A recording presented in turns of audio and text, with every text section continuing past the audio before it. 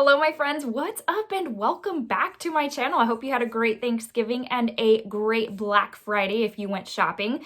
Today, we're going to talk about the Melt Cosmetics Amor Y Mariposas eyeshadow palette. Yes, this has been out for about 3 weeks, but full disclosure, I was going to wait for it to come to Sephora. I had a gift card and I was just like, you know what? It's just going to have to wait. So finally got my hands on it, have played with it, want to share with you swatches, my thoughts, my experience, and not only swatches on me, but swatches on a deeper skin tone as well, so that if you are still trying to decide whether this bad boy is right for you, maybe this will help in some way, shape, or form. So if any of that is of interest to you, then just keep on watching.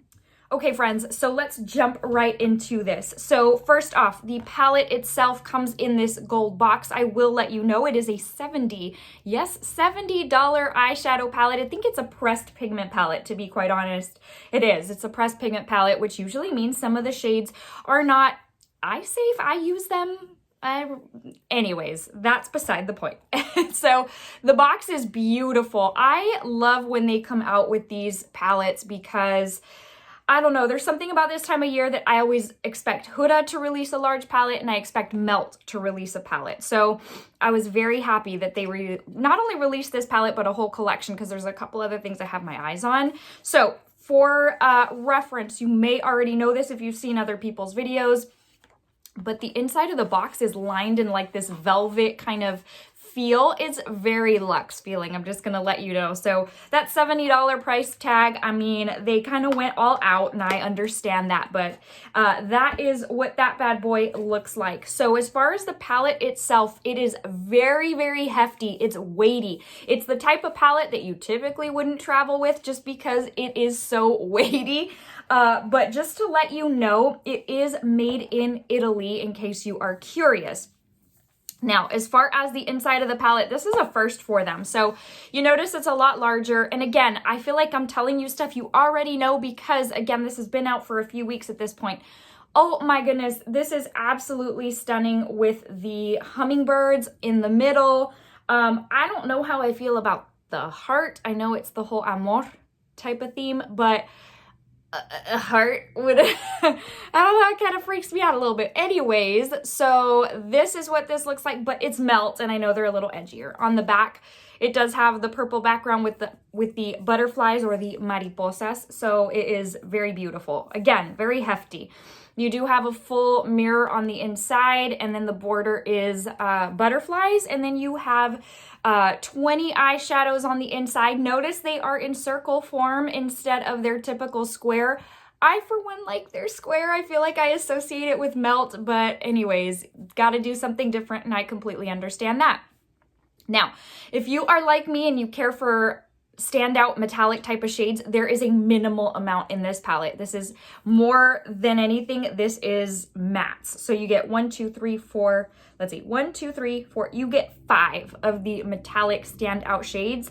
All of the others are matte shades. So just be forewarned of that in case you are not a matte type of girl. You know, I'm a Melt Cosmetics eyeshadow palette fan. So for me, it was like, I don't care what it is. I just want to try it. So that being said, let me go ahead and grab some swatches. I am going to throw those up for you on the screen so that you have an idea of what these look like. Again, on my skin tone as well as a deeper skin tone. If you are new to my channel, the deeper skin tone is my husband. So just so that you have an idea of whether they will pop on your skin tone or not. So let's get into this fun adventure together.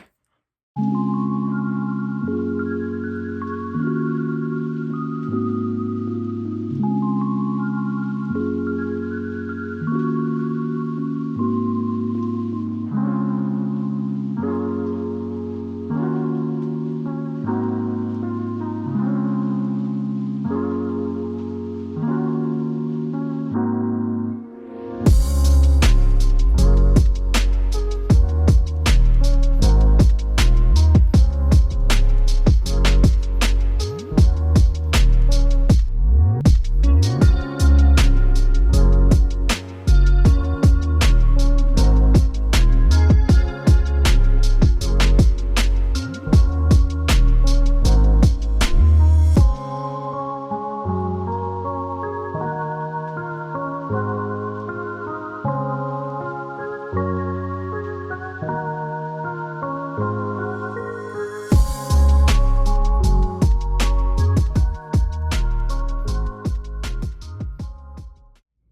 my friends, I hope you found that helpful in some way, shape, or form. Obviously, very pigmented pigments. I would call them eyeshadows.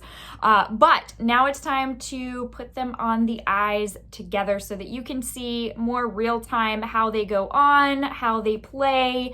Just all in all, what's the effort to get this on the eye? So let's get started with that, and then we'll be back for final thoughts. So starting off with the shade Mensaje and taking a Morphe Lisa Frank blending brush, I'm just going to lay this down in my crease area kind of as my transition. And really, I just went in with a couple of layers on this, and it's surprisingly pigmented for being a yellow. It's actually very smooth. The mattes in this palette are very high quality. Next, going in with the shade Charro. This is a very deep plum shade that I thought was a brown at first, but this is actually very, very deep purple. So just going in with I think this is a Sonia Kashuk blending brush, and just laying this down on the outer portion of the lid and kind of into that outer crease area as well. Again, these mattes are very high quality, very pigmented, so the deeper shades do take a little bit more work, and that really is just operator error because I should have gone in with a little bit and built it up, and I went straight off with a ton right off the bat.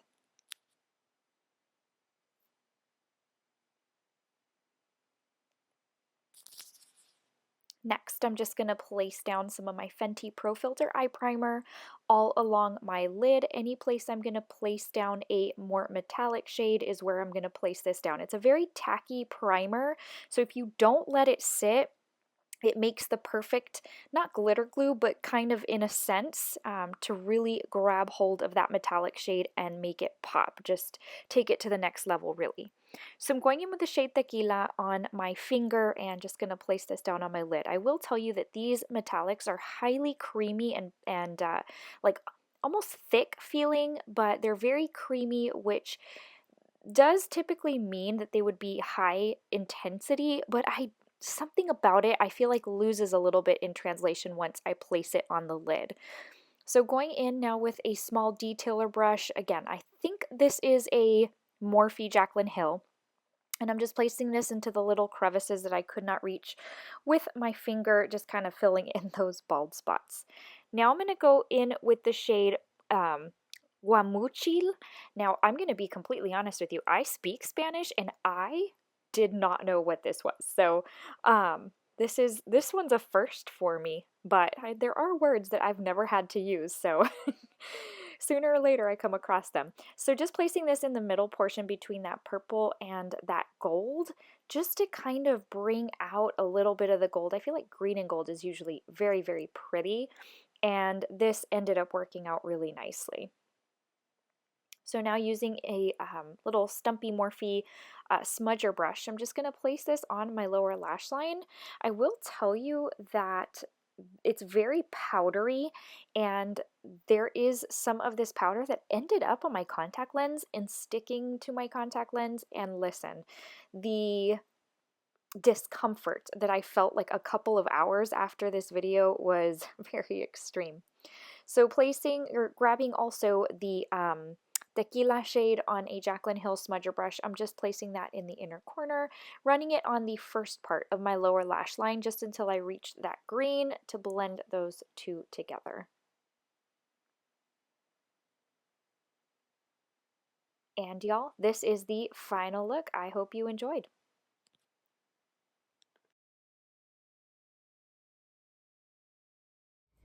So I hope that part was helpful for you as well. Just easy peasy. Again, I don't do complicated, so minimal amount of shades, and hopefully it was something that appealed to you or maybe even inspired you, whether it be with this palette or another one that you already have. But let's go ahead and talk about final thoughts for this bad boy, because obviously $70 is a very hefty price tag, and I feel like more brands are going that direction, because with the Huda Rose Quartz, I want to say it was like 67 or something along those lines. So let's talk about this. The packaging is, I feel like it goes without saying, it's absolutely beautiful. The gold, everything from the gold box, which I will be keeping because I don't have an eyeshadow box that has a velvet lining. I mean, come on, that's luxe. So everything from that to this, it's hefty, it's weighty, it feels like it was made with it was quality made.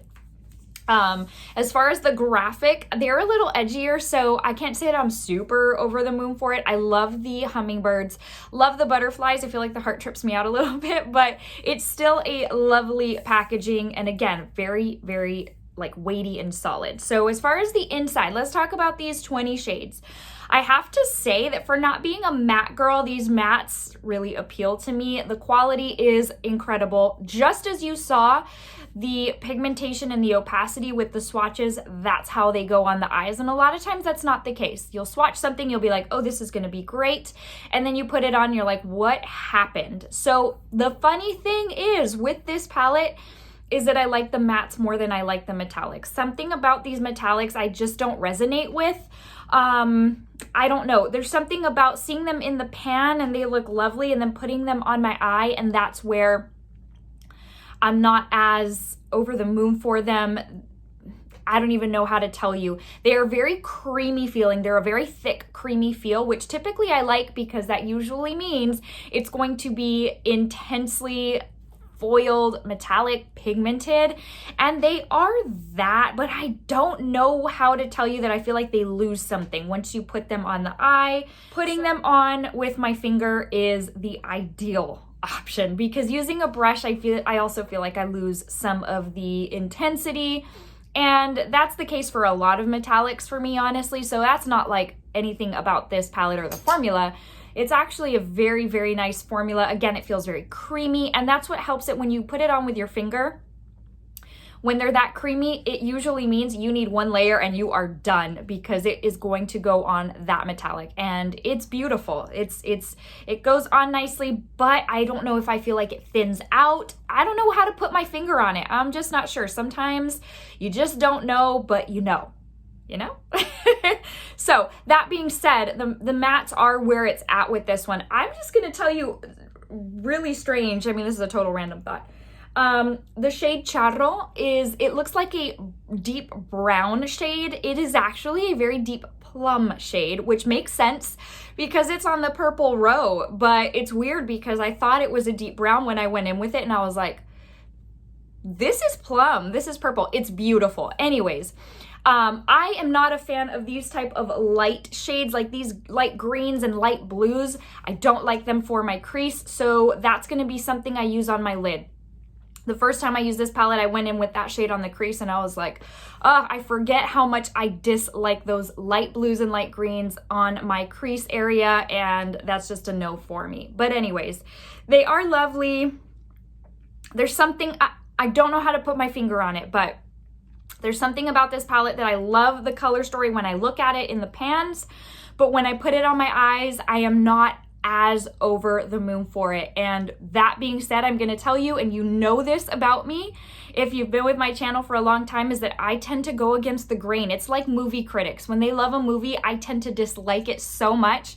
And when I love a movie, critics are like, it's the worst movie ever. I'm like, what? It's the best movie ever. And I feel like that is very true also of my taste in makeup.